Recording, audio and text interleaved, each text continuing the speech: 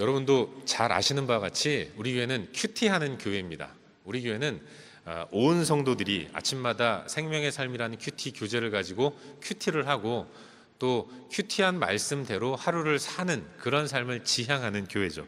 그리고 주일에는 우리가 이렇게 예배를 드린 이후에 예배 후에 이 동성애 비슷한 연령대의 사람들, 남자들은 남자들, 여자들은 여자들, 또 남자 여자들도 비슷한 연령대의 사람들이 함께 모여서 비슷한 연령대의 동성을 친구라고 하잖아요. 영적인 친구들이 함께 모여서 주일 큐티 본문을 같이 묵상하고 그 이후에 나는 이런 걸 느꼈다, 나는 이런 은혜를 받았다, 내가 받은 은혜들을 서로 쉐어하는 그런 모임을 갖죠. 우리 교회는 큐티하는 교회입니다. 이 큐티하는 교회라는 이 타이틀이 우리 교회가 지상에 있는 다른 교회와는 좀 구별되는 독특한 우리 교회만의 모습이라는 생각이 들어요. 제가 이런 말씀 드리는 이유가 제가 결코 이 큐티 사역을 담당하는 부목사이기 때문에 이런 얘기를 드리는 것만은 아닙니다. 물론 그런 면도 좀 있겠죠. 부인하진 않겠습니다만 아무튼 저는 이런 모습이 참 좋아요. 말씀을 함께 묵상하고 묵상한 내용을 서로 나누는 이 아름다운 모습, 하나님께서 정말로 기뻐하실 모습이라고 생각하는데, 주님 오시는 그날까지 우리 새순교회가 항상 하나님 말씀을 묵상하고 묵상한 대로 하루를 살고 주일에는 또 함께 모여서 영적인 친구들끼리 이런저런 다른 얘기하는 게 아니라 하나님 말씀에 은혜 받은 이야기들을 하는 이런 모습들이 끝까지 유지되고 또 이어지는 모습을 가졌으면 좋겠다는 생각을 자주 합니다. 우리 교회는 큐티하는 교회인데, 목사님 큐티가 뭐예요? 라고 조심스럽게 질문하는 분들이 계실까봐 말씀드립니다만, 큐티는 하나님과의 교제라고 말할 수 있습니다. 큐티는 하나님과의 교제예요. 교제는 우선은 상대가 있고 그 상대와 서로 교감을 나누는 소위 쌍방향 커뮤니케이션입니다. 큐티는 그렇게 두 사람이 서로 대화하는 것을 전제로 하는 거죠. 큐티가 하나님과의 교제라고 한다면 큐티는 하나님과 대화하는 거예요. 여러분, 우리 하나님은 말씀하시는 분이십니다. 거기 계시며 말씀하시는 하나님, 그분이 바로 우리 하나님이신 거예요. 그렇다면 하나님 말씀하시는 분이신데 어떤 식으로 말씀하시는가? 물론 하나님이 육성으로 들리도록 말씀하실 수도 있습니다. 기도하는데 야, 나다, 하나님이다, 너 이렇게 좀 살아라, 너 왜 그러고 사니? 이렇게 말씀하실 수도 있어요. 하지만 태어나서 죽을 때까지 단 한 번도 그런 하나님의 육성을 듣지 못하고 천국 가는 사람들이 사실은 대부분입니다. 거의 다라는 거예요. 저도 아직 한 번도 그런 체험은 하지 못했습니다. 그러면 하나님이 어떻게 말씀하시는가? 대개의 경우 우리 하나님은 성경을 통해서 말씀하시는 거예요. 우리는 성경 말씀을 묵상하는 것들을 통해서 하나님의 음성을 듣는 것입니다. 말씀을 묵상하는 가운데 그 안에 우리 안에 계신 성령께서 깨닫게 하시는 것들을 깨달을 때 그걸 하나님의 음성이라고 믿는 겁니다. 하나님의 말씀을 듣고 묵상하는 가운데 하나님의 뜻을 발견하고 그걸 하나님의 뜻으로 받아들이는 것, 그리고 그 뜻대로 우리도 반응하는 거죠. 말씀을 깨달은 대로 우리도 하나님께 나의 깨달음을 올려드리고 다짐을 올려드리는 것, 나도 하나님께 이야기하는 것, 하나님께 이야기하는 것, 그걸 기도라고 이야기를 하는 겁니다. 큐티란 그렇게 하루 중에 일정한 시간을 정해놓고 성경과 기도를 통해서 하나님과 교제를 나누는 시간을 갖는 것, 이걸 큐티라고 하는 거죠. 여러분, 이 큐티가 하나님과의 교제라고 한다면 큐티를 할 때마다 큐티하는 우리는 반드시 이걸 발견해야 하는데, 그것은 하나님은 어떤 분이신가 하는 거예요.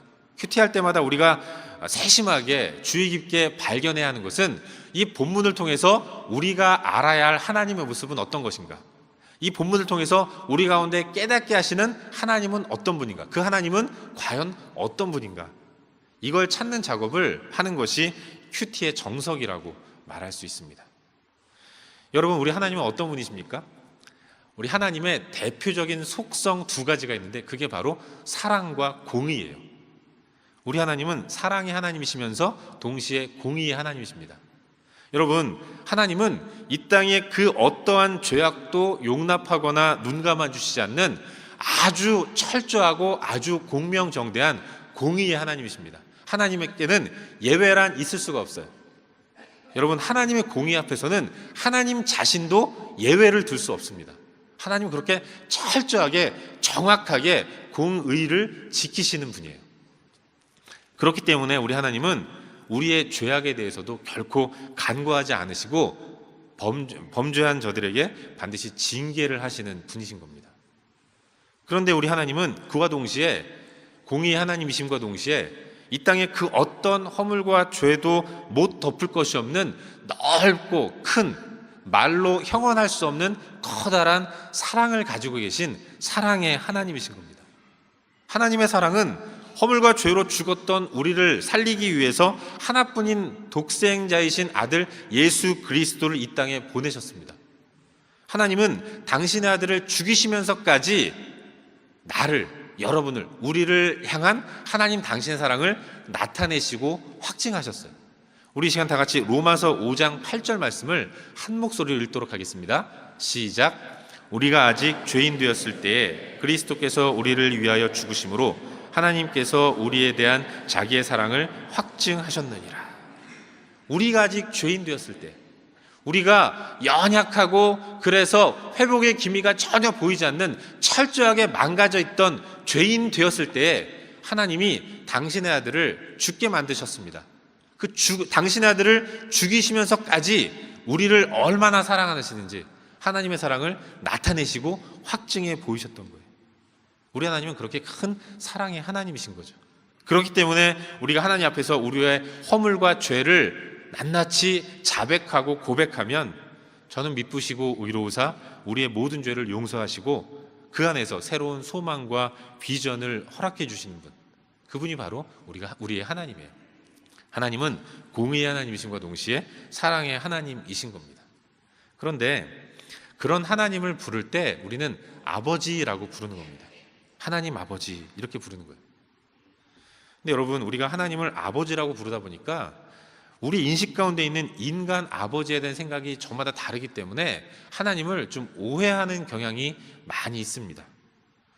저도 한 가정에서 저를 아빠라고 부르는 사랑스러운 딸이 하나 있는데, 저도 집안에서는 아버지입니다.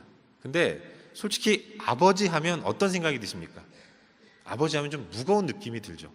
무섭고 잔정도 없고 권위의 상징처럼 느껴지고 말씀도 많이 안 하시고, 죄송합니다, 경상도 분들은 세 마디 하신다고 그러더라고요. 묵자, 자자, 또 뭐죠? 아는, 묵자, 자자, 세 마디 한다는데 아버지는 좀 무거운 분으로 인식이 되는 거예요. 특별히 유교적인 문화권에서 자란 우리 기성세대들에게 있어서의 아버지는 주로 무서운 분, 이런 분으로 인식됩니다. 용서와 긍휼은 언제나 어머니의 몫이죠. 아버지 앞에서는 항상 잘해야 되고 긴장해야 하고 좀 잘못하면 무서운 벌을 내리시는 분, 그렇게 아버지는 항상 무서운 분으로만 인식되는 경우가 아주 많이 있습니다. 그런데 우리 하나님을 아버지라고 부르다 보니까 우리는 항상 하나님을 부를 때 우리 아버지의 모습을 자꾸 생각해서 하나님을 오해하는 면이 많이 있는 거예요. 우리 하나님은 무서운 분이시고, 우리 하나님은 잘못하면 징계만 하시는 분이시고, 이건 하나님에 대한 심각한 오해입니다. 그래서 우리는 하나님에 대한 오해를 갖지 않기 위해서라도 하나님을 알아야 합니다. 그리고 힘써 여호와 하나님을 알아야 돼요. 하나님이 어떤 분이신가, 하나님이 우리 가운데 어떤 분으로 임하시는가, 이걸 날마다 알아가는, 오늘 설교의 제목처럼 힘써 여호와를 아는 이런 삶을 살아야 하는 것이죠. 사랑하는 여러분, 우리는 하나님에 대한 인식에 있어서 하나님을 무서운 분, 잘못하면 벌을 내리시는 분, 그래서 공의의 하나님으로만 인식하는 경향이 아주 많이 있습니다. 하지만 우리 하나님은 그런 공의의 하나님으로서의 면모만 있는 것이 아니죠. 우리와 진정한 사귐을 가지려고 모든 것을 다 하시는 엄청난 인자와 긍휼을 갖고 계신 분, 그분이 바로 우리 하나님이란 것을 오늘 우리가 함께 살펴보려고 하는 이 호세아서 말씀을 통해서 우리는 깨닫게 되는 겁니다. 범죄한 이스라엘 향해 징계를 내리시고 벌을 내리시는 하나님, 하지만 결국 그 징계를 선포하신 하나님의 진정한 마음, 그것은 사랑이고 자비이고 긍휼이라는 것, 우린 이걸 이제 묵상하게 될 호세아 말씀, 호세아를 통해서 전하시는 하나님의 말씀을 통해서 깨닫게 되는 거예요. 오늘 우리는 호세아 6장 말씀을 묵상하고 있는데, 이 6장 앞에 있는 5장은 범죄한 이스라엘을 향한 하나님의 심판의 메시지가 기록되어 있습니다. 하나님은 죄를 범한 이스라엘 백성들에게 아주 호되게 벌을 내리시고 심판하시는 분으로 그려지고 있어요. 여러분, 이스라엘은 음란한 백성들입니다. 태생부터가 음란해서 하나님만 섬겨야 하도록 부름받은 저들임에도 불구하고 그러지 못하고 하나님과 더불어서 마음 한켠에 이방신을 동시에 섬기는 두 마음을 품은 그런 모습을 가지고 있었어요. 그런 음란한 이스라엘을 향해 하나님은 분노를 발하시고 징계를 내리시는 겁니다. 하지만 하나님의 마음은 그게 아니었어요. 비록 징계하시고 비록 찢으시고 때리시는 분이시만, 그런 하나님이시지만, 그러나 하나님의 진짜 마음, 징계하신 하나님의 진짜 마음은 그게 아니었다는 것을 오늘 6장을 통해서 우리 가운데 보여주고 계신 겁니다. 오늘 말씀 1절에서 하나님은 선지자를 통해서 이스라엘 백성들에게 돌아오라라고 말씀하세요. 돌아오라고, 제발 돌아오라고 설득을 하시는 것을 보게 됩니다. 우리 다 같이 1절 말씀을 한 목소리로 읽도록 하겠습니다. 시작. 오라, 우리가 여호와께로 돌아가자. 여호와께서 우리를 찢으셨으나 도로 낫게 하실 것이요 우리를 치셨으나 싸매어 주실 것임이라. 아멘. 여호와께로 돌아가자. 우리가 여호와께로 돌아가자 말씀하시는 거예요. 음란해서 하나님을 떠나 자기 생각대로 살아가면서 음행하고 더러워진 이스라엘 백성들 향해, 범죄한 저들을 향해서 이제는 음행을 버리고 주 앞으로 돌아와서 주를 깨끗한 마음으로 온전히 섬길 것을 도전하고 계신 거예요. 여러분, 하나님은 찢으셨습니다. 여호와께서 우리를 찢으셨으나 하나님은 징계하셨어요. 공의의 하나님은 범죄한 이스라엘 백성들의 그 죄를 간과하실 수 없기 때문에 하나님은 찢으셨습니다. 하지만 그 하나님은 어떤 분인가? 도로 낫게 하실 것이요, 돌아오면 도로 낫게 하실 것이다 라고 말씀하고 있어요. 하나님은 치셨습니다. 죄범한 저들을, 그 죄를 간과하지 않으시고 그냥 넘어가지 않으시고 징계하시면서 그들을 치셨습니다. 그러나 여호와께로 돌아가면 치신 하나님이 돌아온 저들에게 다시 회복을 주시는, 싸매어 주시는 이런 모습을 허락해 주시겠다고 선지자를 통해서 말씀하시는 거예요. 이게 바로 하나님의 약속이고, 우리 하나님은 이렇게 찢으시고 치시는 공의의 하나님이기도 하시지만 그와 동시에 도로 낫게 하시고 싸매어 주시는, 고치시고 싸매시는 사랑의 하나님이신 겁니다. 그래서 우리는 오늘도 이렇게 이 자리에 앉아서 하나님을 예배하고 경배할 수 있는 거예요. 우리의 허물과 죄를 그럼에도 불구하고 두 손 들고 회개하며 나올 때 용서해 주시고 회복시켜 주시고 다시금 사랑을 베풀어 주시는 긍휼의 하나님, 그분이 바로 우리가 믿는 우리의 하나님이신 겁니다. 사랑하는 여러분, 하나님은 공의의 하나님이시면서 동시에 사랑의 하나님이십니다. 그렇다면 우리는 어떤 존재인가? 그 하나님 앞에 선 하나님의 백성된 우리는 어떤 존재인가? 우리의 실존은 어떤 것인가? 오늘 본문은 우리의 실존을 두 가지로 말씀하고 있는데, 첫째로 우리 다 같이 오늘 말씀 가운데서 4절 말씀을 한 목소리 읽도록 하겠습니다. 4절 시작. 에브라임아, 내가 내게 어떻게 하랴? 유다야, 내가 내게 어떻게 하랴? 너희의 인애가 아침 구름이나 쉬 없어지는 이슬 같도다. 아멘. 너희의 인애가 아침 구름이나 쉬 없어지는 이슬 같도다.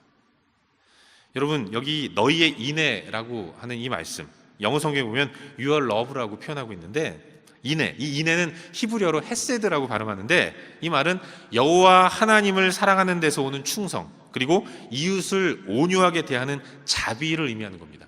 하나님께 충성하는 것이고 이웃에게 자비를 베푸는 것, 이게 인애라는 단어예요. 그런데 우리가 갖고 있는 인애, 우리가 하나님 앞에서 이웃에게 보이고 나타내는 인애는 어떤 것인가?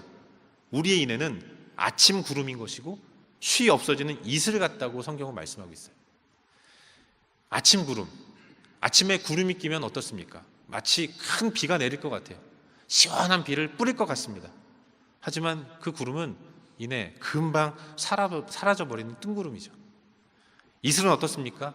촉촉하고 싱그러워요. 근데 그게 오래 갑니까? 아침 해가 뜨면 금방 물기가 마르고 사라지는 것, 그게 이슬인 거예요. 여러분, 하나님을 향한 우리의 사랑, 이웃에게 베푸는 우리의 자비, 이게 아침 구름이고 쉬 없어지는 이슬 같다는 겁니다. 순식간에 식어버리고 변해버리는 전혀 신실하지 못한, 연약하기 짝이 없는 이런 모습이라고 성경은 말씀하고 있어요. 잠시 동안은 역사하죠. 우리가 감동을 받고 깨우침을 받고 도전을 받고 은혜를 받으면, 그러면 잠시 동안은 하나님 앞에 선 내 모습을 살펴보는 가운데 좀 신실하게 진실되게 살려고 다짐을 합니다. 하나님 섬기는 삶을 좀 제대로 살겠다고 결단도 해요. 하지만 그게 오래 갑니까? 은혜는 잠깐이고, 은혜 받은 자의 우리의 삶이 은혜가 계속 이어지는 것이 아니라는 것을 우리는 쉽게 발견합니다. 다 우리 연약한 모습이죠. 여러분, 한국에서 이 철야 기도하러 기도원에 가보신 분들 한 번쯤은 경험하셨을 겁니다. 밤새도록 주여 주여 외치면서 막 기도하죠. 그때는요, 세상과 나는 간대없고 구속한 주만 보여요. 막 은혜를 받았다고 생각을 합니다. 그리고 새벽에 일어나서 집에 가려고 기도원 버스 탈 때 어떤 일이 벌어집니까? 서로 자리 차지하겠다고, 나는 앉아야 된다고 그러면서 막 자리 다툼하는 이런 모습이 쉽게 나타나요. 어떤 분이요, 가방을 여기서 번쩍 자리로 던지더라고요. 자리 때문에 싸우다가 은혜를 다 잃어버리는, 이게 우리의 모습이고, 그래서 우리의 인애는, 하나님을 향한 충성과 이웃을 향한 우리의 자비는 그래서 아침 구름이고 이슬 같은 것 밖에는 안 되는 겁니다. 또한 우리는 어떤 존재입니까? 7절은 말씀하고 있어요. 우리 다 같이 7절 말씀을 읽도록 하겠습니다. 시작. 그들은 아담처럼 언약을 어기고 거기에서 나를 반역하였느니라. 아멘. 아담처럼 언약을 어기고. 여러분, 아담이 어떤 사람입니까? 아담은 하나님과 언약을 맺은 사람이죠. 동산 안에 있는 모든 실과의 나무는 다 먹되 딱 하나, 동산 중앙에 있는 선악을 알게 하는 나무의 열매만 먹지 말아라. 하나님이 약속하셨어요. 풍성함을 허락하시면서 딱 하나, 동산 중앙에 선악과 열매만 먹지 말라고 말씀하셨습니다. 기쁘게 받아들였고 예라고 대답했습니다. 하나님과 언약을 맺은 사람이 아담이었어요. 하지만 그는 그 언약을 지키지 못했습니다.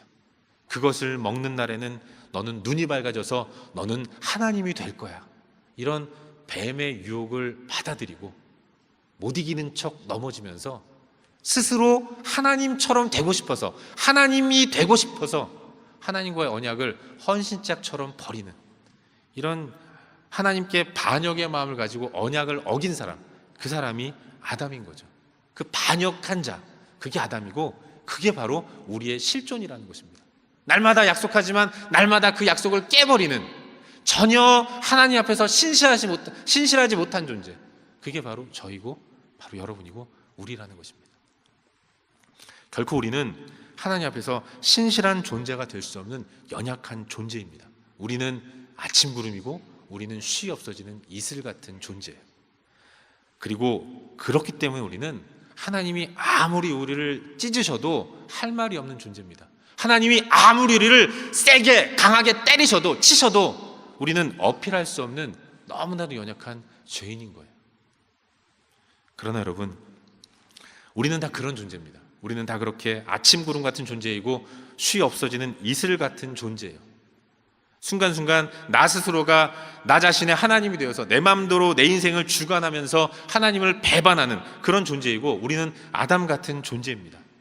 그런데 놀라운 것은 하나님은 그런 우리를 그럼에도 불구하고 당신의 친백성 삼으셨다는 거예요. 우리의 그런 모습을 다 아신 하나님이, 우리는 날마다 조변석기 하는 전혀 신실하지 못한 연약한 자인데, 그럼에도 불구하고 하나님은 나를 택하셨습니다. 나를 부르셨어요. 내가 너를 지명하여 불렀다 말씀하십니다. 그리고 오늘부터 너는 나의 친백성이다.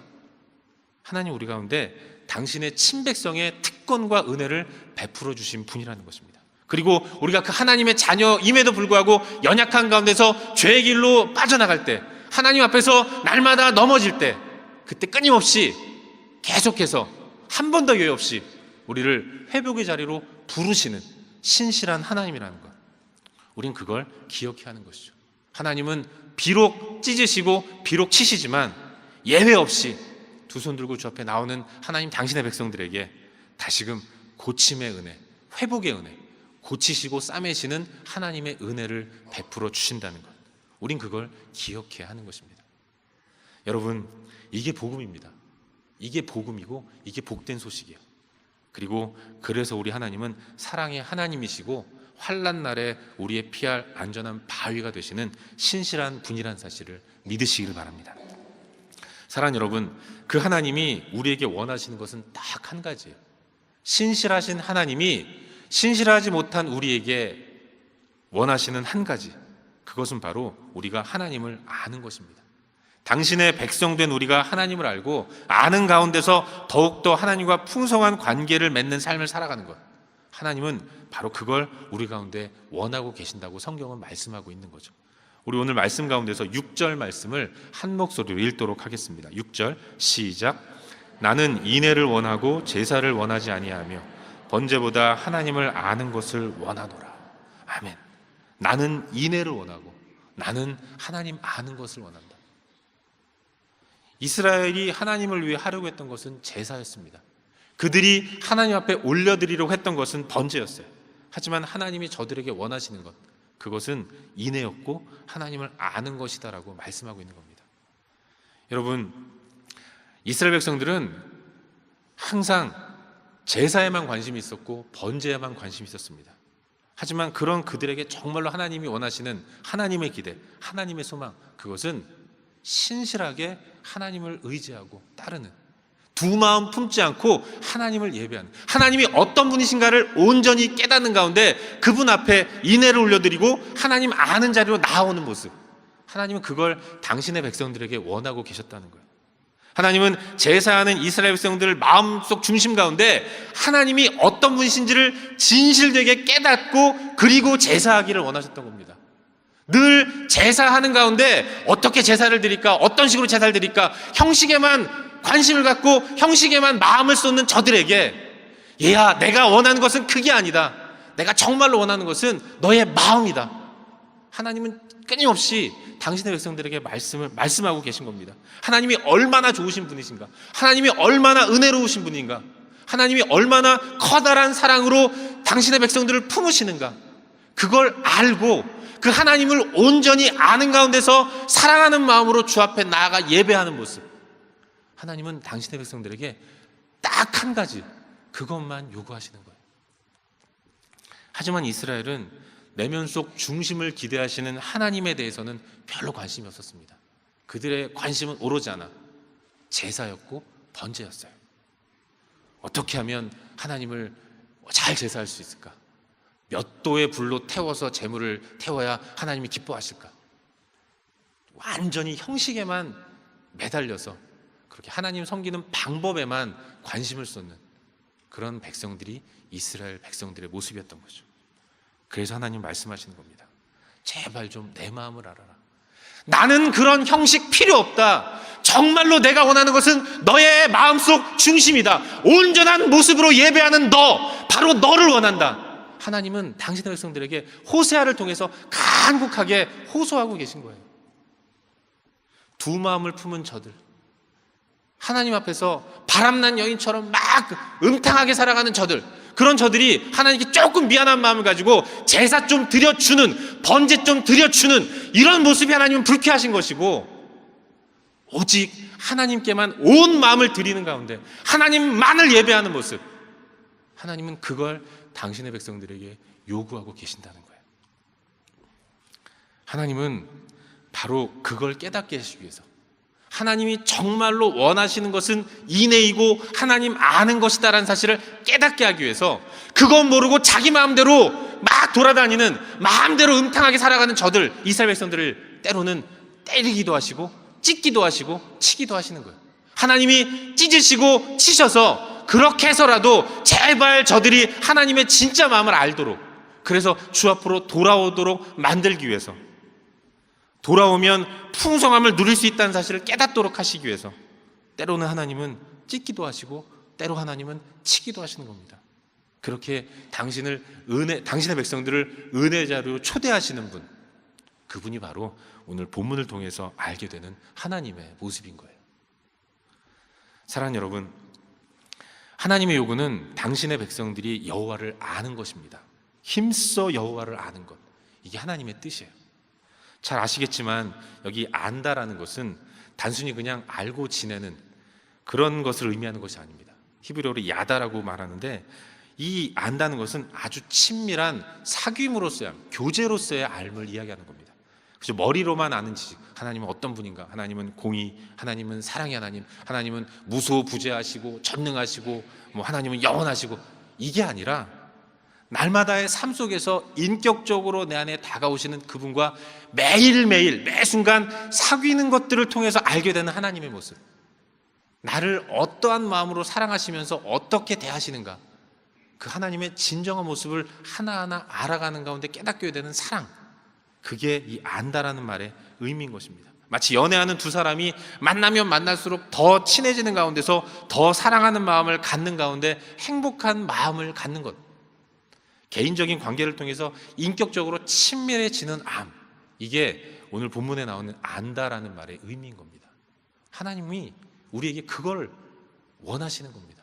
하나님을 좀 더 아는 것, 하나님과 더 친밀한 삶을 사는 것, 당신의 백성들에게 하나님이 그걸 원하시는 겁니다.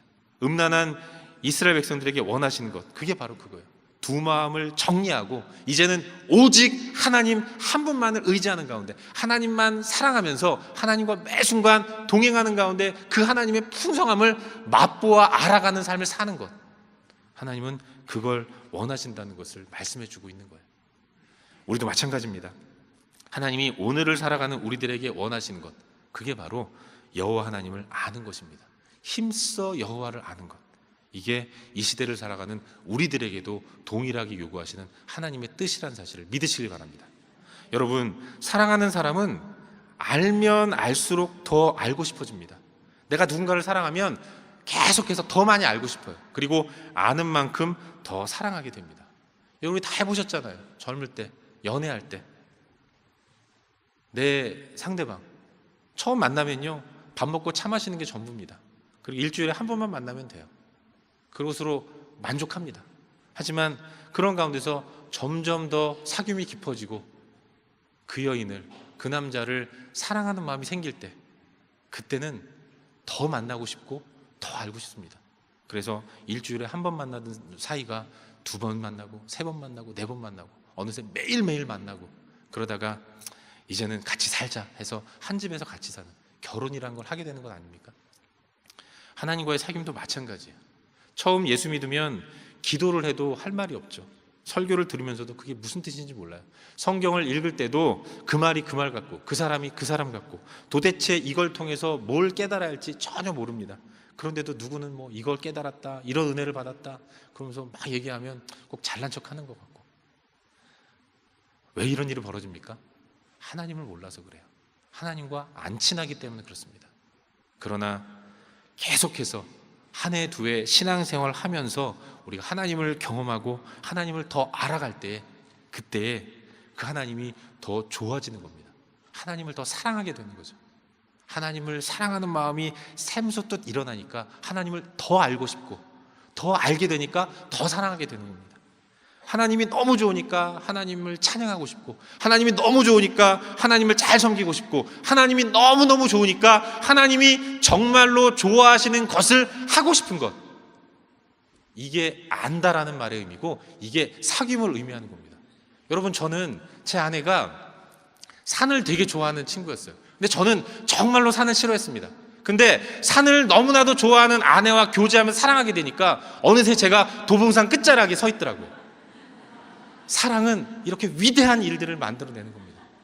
우리가 하나님을 사랑하면 하나님과의 기도가 기쁨이 되는 것이고, 하나님 말씀을 읽는 그 시간들이 너무나도 행복해지는 것입니다. 날마다 큐티하는 것들을 통해서 기쁨을 누리는 거예요. 잘 때도 내일 아침에 말씀하신 하나님을 기대하면서 잠자리에 드는 것입니다. 사랑은 우리를 변화시키고 우리를 바꾸는 거예요. 여러분, 이게 신앙의 본질이고 신앙생활의 진정한 본질이라는 사실을 기억해야 합니다. 하나님을 알아갈 때 그 하나님에 대한 사랑을 경험할 수 있게 돼요. 하나님의 사랑을 경험하면 우리는 두 마음, 음란한 두 마음을 정리하게 되는 겁니다.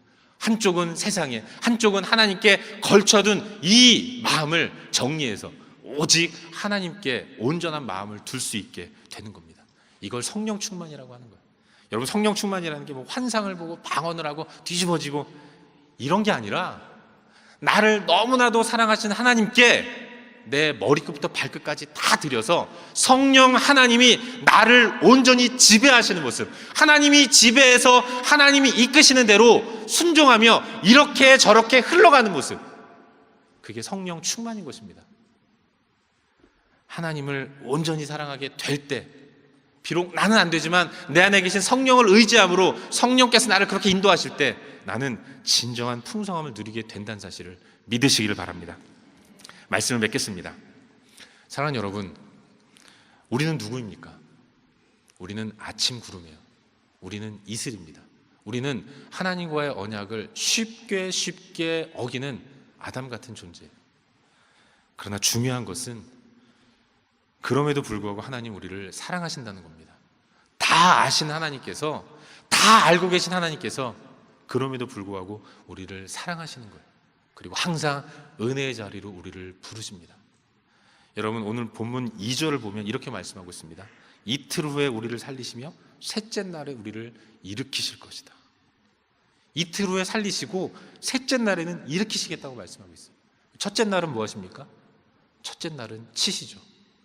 우리는 아침 구름이고 우리는 이슬이어서 우리는 항상 여호와 하나님 앞에서 범죄하고 죄를 짓는 연약한 존재입니다.